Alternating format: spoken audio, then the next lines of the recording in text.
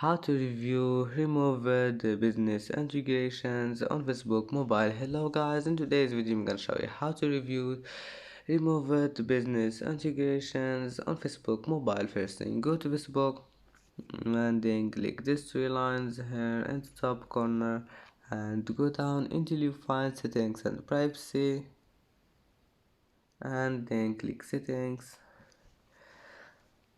and now go down until you find this one, business integrations.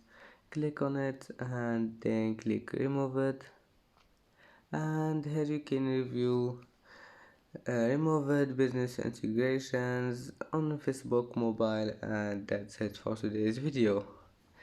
If you like this video, please don't forget like and don't forget subscribe, and thank you for watching, and see you in the next video.